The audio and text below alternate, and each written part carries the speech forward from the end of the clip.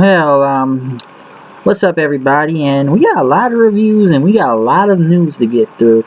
And I guess you can say it's been a little bit hectic beginning of the year in a way. And first off, we're going to start with a great pay-per-view that just happened. New Japan Pro Wrestling Wrestle Kingdom 10 review. Now let's just say a lot of this review, and I got a lot of news to share at the end once we get to the end of this review. But a lot of news has to do with this group right here, folks. The Bullet Club. Alright, now let's get it started off then. And we're going to get into the Bullet Club. Pretty much, first off, the IWGP Junior Heavyweight Tag Team titles were on the line. The Young Bucks were pretty much at Cody Hall with them also. The Bullet Club versus Roppongi Vice versus Matt Sydal and Ricochet versus Red Dragon for the Tag Team Championships.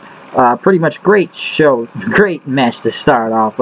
It's a great opener, spot fest in a way, but from the guys doing the 4-on-4 suplex thing to the Bucks hitting the more bang for your buck at the end. Roppongi Vice pretty much doing their moves out there. Beretta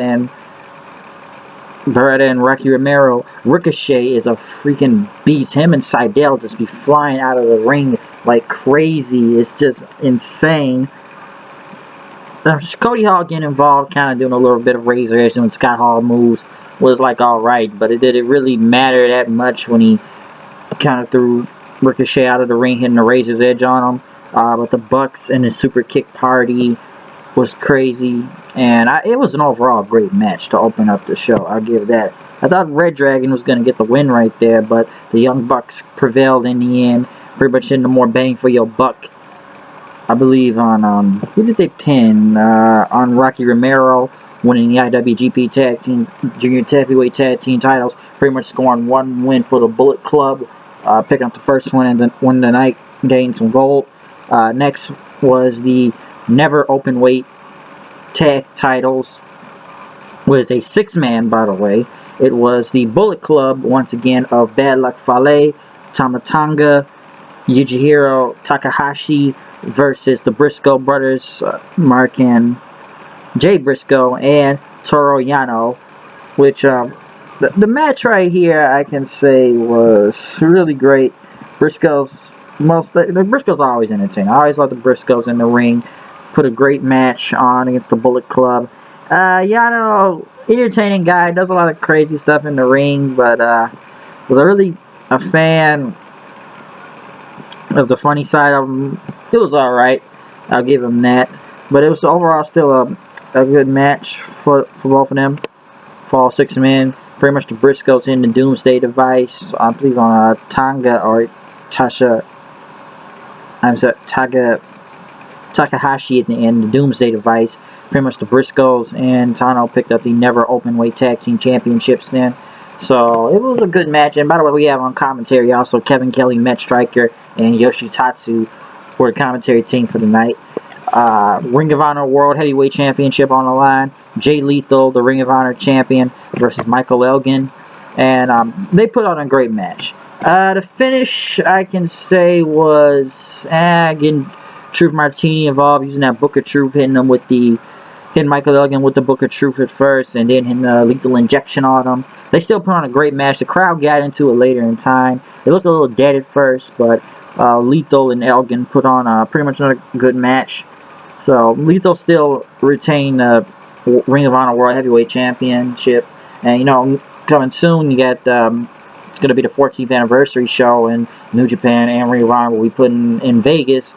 Another combination, just like the War of the Worlds one. They're going to be doing another, joint pay-per-view type of thing. So Lethal and Elgin put on a great match. Ring of Honor World Championship was on the line. The Cleaner, Kenny Omega versus Kushida for the IWGP Junior Heavyweight Championship. Kushida coming out as Marty McFly with Taguchi right there dressed as Doc Brown. Pretty much trying to find a flux capacitor to go back in time, maybe with the DeLorean. Going against, the Cleaner himself, Kenny Omega, having the Young Bucks come behind him. Pretty much doing a triple super kick. Super kick on Taguchi, taking him out. Pretty much Omega was going against Kushida then. Pretty much the Bucks are getting involved throwing the trash cans. I thought it was a good monkey for the trash can outside the ring. But pretty much Omega did a moonsault, grabbing the trash can, I think from one of the Bucks. I think it was Nick, I believe, or Matt Jackson. Pretty much doing a backflip with, moonsault off the ring, off the guardrails into Kushida. Pretty much, it's a crazy match. Give him that.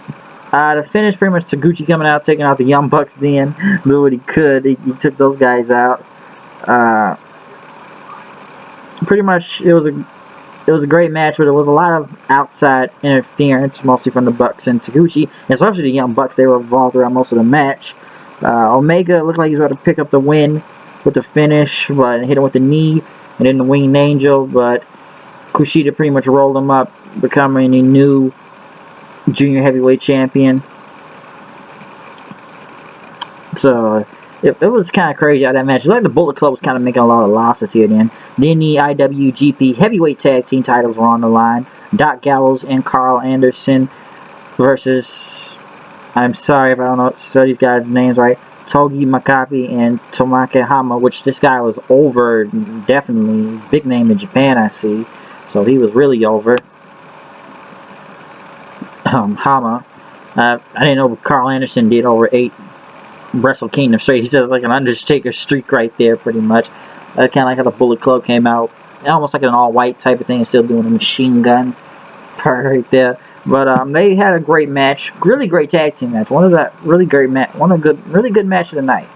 And they went back and forth, and pretty much Hama and them were able to hit the King knee drop, or what it's called, on Doc Gallows after hitting him with a Doomsday device, or with a headbutt. Does see Hama likes to do a lot of headbutts, and they beat the Bullet Club and became the new IWGP Heavyweight Championships. So it was a great tag match. Hiroki Goto versus Tetsuya Noto, having Takaya Watanabe came out, or is the group called Evo, which was a great match for once now with a lot of interference in this one. Goto beat him, and pretty much Naito laughed at that, which this guy is very entertaining in the ring, might I add. So he's got a lot of charisma to him. I'm sorry if I don't know all these guys' names or get them wrong here and there, but they still put on a good match. Now this I thought was one of the next great matches of the night, probably one of the top 3. Tomohiro Ishii versus Katsuri Shibata for the never open weight championship. And this was a slugfest. Now, this was like almost like a UFC style. I wouldn't say UFC, but this was a brawl, and they beat the living hell out of each other. These guys it was intense, and they're gonna feel that pain the next day or tomorrow or soon. But my God, when you see all these kicks to the back and strikes to the face, my God, pretty much Shibata coming with that last knee, taking him out, was insane. I thought one of these guys were gonna KO each other to win the whole match, but Shibata still hit him with the pin. But my God, that was a hard hitting style. That's a testament to a strong style, I guess what they call it in Japan. You have to almost like an open fist strike. I thought it was about to be some knockouts out there at one point, but they put on some heavy shots, really heavy shots, headbutts, kicks to the face, hard punches to each other. So I thought this was more of a fight than a wrestling match, but it was still a great match and was one of the highlights of so far. One of the next biggest matches that tore down the house tonight, the phenomenal AJ Styles versus Shinsuke Nakamura for the IWGP Intercontinental Championship.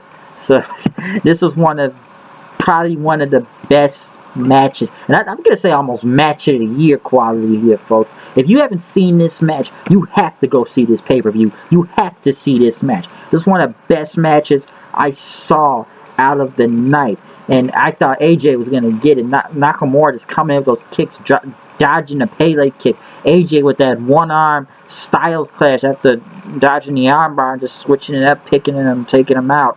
These guys beat the living hell out of each other. AJ hitting a bloody Sunday DDT on him. Nakamura just coming afterwards, kicking AJ in the head, but he took out AJ Styles then once he hit AJ Styles with 2 kicks to the head and pretty much taking him out, winning the match, because that bony knee arrow, almost like arrow kick off the second rope was like heavy right there. Styles was almost on that back injury for a minute, but AJ pretty much went back on the offensive, taking him out. Like it was just the moves they put in the match, the psychology of it was insane. And when the end came after Nakamura, he beat AJ Styles, but it was still a great match when they pretty much did this at the end. Nakamura, AJ Styles with the fist pump thing, put on a great match. It was just awesome, especially for the Intercontinental title they had there. And it was match of the year quality, man. They just put on a great match. And I'm going to get to the news story with those two at the end. But into the main event, Kazuchika Okada versus Hiroshi Tanahashi for the IWGP Heavyweight Championship. Phenomenal main event, folks. Phenomenal main event. I thought Okada was about to lose almost.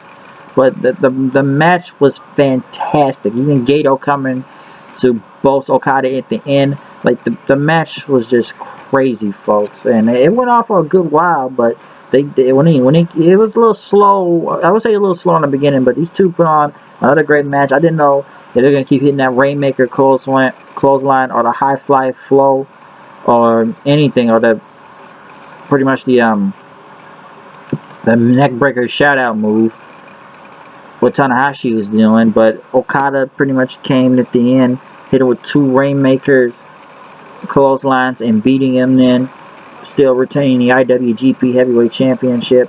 But now, once getting through this, well, pretty much, Okada sold his leg, so it's told a great story also there also. But if you're not a big fan of Japan, I recommend anybody go watch this show. Okay, this pay-per-view was great. I recommend it to anybody. I'm telling you, AJ Styles and Nakamura tore down the show. They tore down the freaking house pretty much.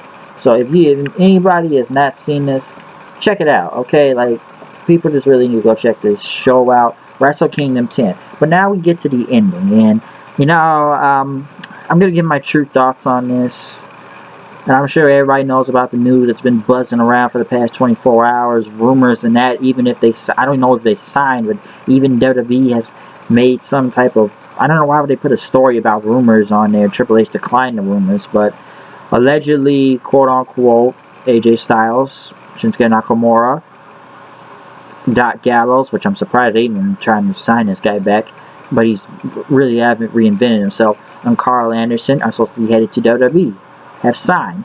Their New Japan Pro Wrestling contracts have ran out, and it's a big loss to New Japan, and I'm very shocked. I don't know if AJ Styles and them have really joined it, and they talked about connection with the Bullet Club and Finn Balor, because Finn Balor really much found the Bullet Club.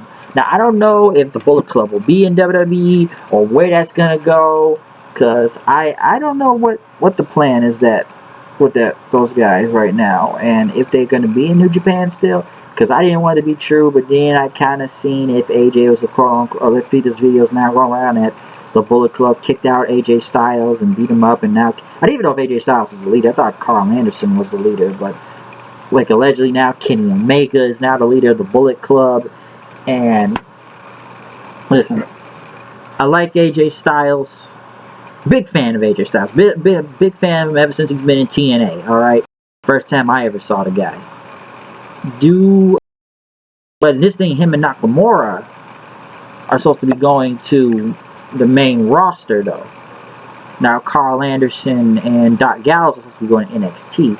Moving AJ Styles always said he'd rather have done the main roster than he did NXT. Okay, but does AJ Styles have a chance in the main roster? Him and Nakamura. That's what we worry about, because if creative and Vince get involved, that's going to be a problem.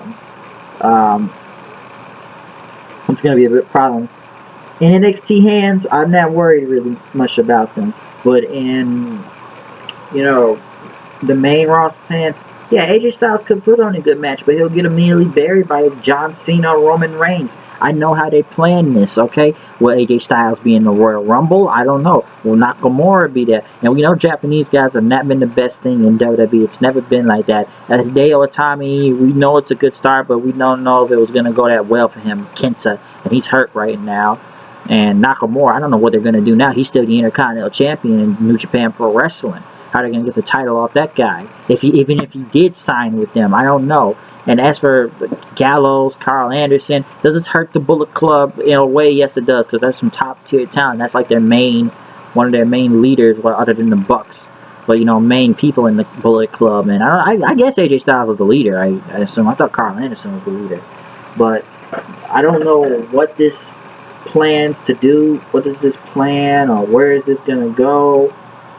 I'm not really sure what's going to happen now if they sign with WWE, because AJ Styles, great wrestler, one of the greatest, was awesome throughout all the time. Ring of Honor, he was back in when he came back there. New Japan, TNA, okay? Hey, know him from all those places, and AJ can put on a great match. But do people really want to see him on the main roster in WWE just to get buried like other guys they brought up from NXT that get involved in Vince hands? Look what they've done to Adrian Neville. Adrian Neville's not over, folks, okay? Neville, when he was on NXT, he was the man. WWE, he's nothing pretty much. He's not even over. I don't think the crowd reacts to him that much. Now, AJ Styles, big name in pro wrestling, but everybody know him. They meant to be in a good city. NXT, we know he'll be over as ever in there.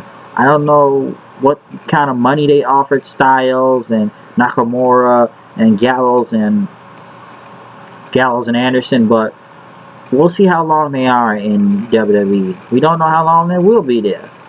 And AJ Styles, he did make the right choice not to go to WWE first, because he could have been buried and slaughtered by like half people he knows or his friends that have been there. And I don't care what anybody said. Like I've said to this day, WWE still killed Sting, murdered Sting. Made him look like nothing, pretty much. As for other former TNA talent that has been there, Samoa Joe, keep him on NXT. That's great. Main roster, I don't know. But, I don't know what's next for AJ Styles and the rest of the Bullet Club or Nakamura, if they really did sign with WWE, because the story's just going back and forth and back and forth. Like, I was fine with AJ Styles. AJ Styles didn't even need WWE. AJ Styles was already tearing up the indie scene from Ring of Honor and New Japan Pro Wrestling, okay? He was already killing the scene. So it's not like he needed WWE. WWE needs him. Because in the state of WWE right now, I like what somebody wrote on YouTube. It's giving AJ Styles to WWE is like giving a 3-year-old a glass vase just to break. And I feel like they could break this, and I'm telling you, like, they probably will hurt this really and destroy AJ Styles on the main roster, because the minute I see him do a pointless match with Sheamus or someone like, I don't know, maybe Rusev, because even I feel like Del Rio, that guy was on the man in Lucha Underground and Ring of Honor and stuff, but since he came back to WWE, he's not really that much. He's just back, alright, he's Del Rio, whatever. He's just already fizzled out. And I just feel like, I don't know if AJ Styles will be in the main part, or he'll be an Intercontinental Champion, or he'll be in that, main event style. But my God, they put their money so much in Roman Reigns, thinking he's the next Stone Cold Steve Austin or something. It's hard to really get up to that. And then there's Cena and others. But I don't know what to expect. Will AJ Styles even be at the Royal Rumble if he shows up on the main roster? I don't know. But I'm going to get into Monday Night Raw about that and what that's regarding to the Royal Rumble. But just to focus on signings right now. Rumored, by the way. I don't know if they even signed yet all the way. It's confirmed or not, or who's going to have the send-off here or there. But AJ Styles, Shinsuke Nakamura, Doc Gallows, Karl Anderson, reportedly, and WWE is working with them, trying to get negotiations. And I still don't understand why WWE put an article about the negotiation thing, if the rumors are true or not. So I don't know what their plan is right now, but we're going to see what's going to happen. And maybe it'll be for the best, maybe it'll be for the worst. I don't know what this regards, but AJ Styles on the main roster, though, I don't know how much money they offer them, but it must offer them a lot. NXT, I'll be okay. Well, moving AJ to the main roster, I'm worried about that. And I'm sure a whole lot of other fans will be worried about him being on the main roster. But all we can do is wait and see and hope for the best, I guess, then. So I don't know if he even signed or he'll have a feud with the Bullet Club, since, quote-unquote, they've allegedly kicked him out. But we shall see. And I thought AJ would have went back to TNA at one point, but everybody's going to come and comment and say, well, TNA is a dead company, yada, yada, yada, yada, yada. I don't care, okay? And I'm going to get into their TNA's review also, since they debuted on their new channel, of Pop TV. I got a lot to say about that. But we got a lot of reviews going. But the first we can get through the Wrestle Kingdom 10 review and the rumors of AJ and them reportedly maybe going to WWE. But we'll hope for the best. We'll see what happens. And that's all I got to say about Wrestle Kingdom 10. If you haven't watched this show, go check it out. Check this show out. Phenomenal pay-per-view. They did it great last year, and they did it again. AJ Styles versus Shinsuke Nakamura, Intercontinental title. Probably match of the year right there, folks. Check it out. I'm out of here. Peace out.